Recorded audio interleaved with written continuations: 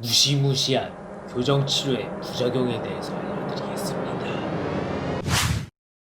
안녕하세요 여러분, 쑥삭TV의 치과교정과 전문의 조병주입니다. 이제 교정치료를 시작하시기 전에 부작용에 대한 설명을 드려요. 근데 있을 수 있는 모든 가능성에 대해서 설명을 드리다 보니까 너무 종류가 많고 환자분들이 다 이해를 하시기는 쉽지 않거든요. 그래서 제가 오늘 영상을 통해서 여러분들께 알려드리도록 하겠습니다. 우선 짜잔! 이게 뭐냐? 치과 교정과 전문의들이 모두 소속이 되어 있는 대한치과교정학회의 치료 동의서입니다. 생길 수 있는 모든 부작용에 대해서 설명이 되어 있어요. 가장 어떻게 보면 공신력이 있는 부작용에 대한 자료라고 생각을 해서 이걸 준비를 했습니다. 자, 우선 가장 기본적인 것 첫 번째, 바로 충치입니다. 이거는 사실은 직접적으로 생기는 부작용은 아니고요. 교정치료를 하시게 되면 아무래도 이런 장치가 붙어 있죠. 그래서 아무래도 음식물이나 이런 게 잘 끼기 때문에 관리만 잘 해주신다면 전혀 문제가 되진 않겠어요. 그리고 두 번째, 역시 이거랑 똑같아요. 이제 잇몸에 염증이 생길 수가 있겠죠. 이 치아 사이사이, 철사 사이사이 음식물이 끼어서 안 빠지게 되면은 예전에 보여드렸던 이런 치주염으로 진행이 될 수가 있습니다.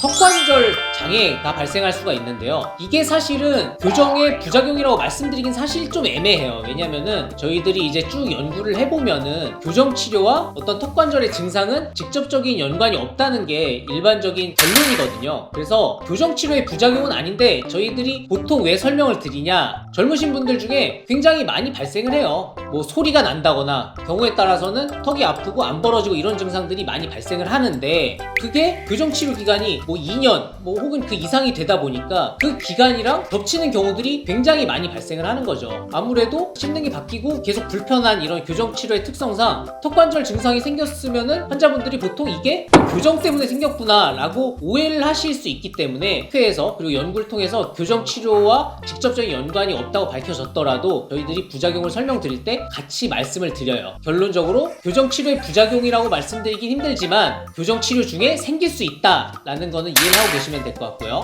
그 다음에는 치아에 크랙이 생길 수가 있어요. 이건 뭐냐면은 치아가 도자기 같은 재료다 보니까 교정치료를 할 때 어떤 교합에 의해서 아니면 혹은 장치를 제거하는 과정 중에 치아에 약간의 실금이 발생을 할 수가 있어요. 이게 물론 교정치료 중에 생길 수도 있지만 그렇지 않은 경우들이 더 많아요. 예를 들자면 교정치료를 끝나고 나서 환자분이 치아에 금이 갔어요 라고 이야기를 하시는데, 제가 초진 사진을 찾아보면은 거기에도 금이 가 있는 경우들이 대부분이거든요. 치아의 어떤 통증이나 수명에 영향을 준다고 보기는 힘들거든요. 교정치료를 통해서 생길 수는 있지만 민감하게 반응하실 필요는 없으실 것 같아요. 치아에 큰 영향이 없으니까요. 그리고 원래 있으셨을 수도 있고, 이제 치근 흡수가 있을 수 있어요. 이제 연구에 따르면은 치근의 흡수는 사실 치아를 움직이는 과정 중에서 아예 없을 수는 없어요. 치아를 움직이는 원리 자체가 이제 뼈를 녹이면서 치아가 움직이는 거기 때문에 약간의 치근의 흡수는 반드시 생길 수밖에 없는데요. 이게 너무 과도하게 발생을 하면은 저희들이 보통 이제 치근 흡수가 생겼다라고 이야기를 하는 거죠. 물론 저희들이 치료를 하는 과정에서 증상을 최소화시키기 위해서 여러 가지 이제 힘을 조절한다든지 이제 이런 그런 방법들을 쓰긴 하지만 어쩔 수 없이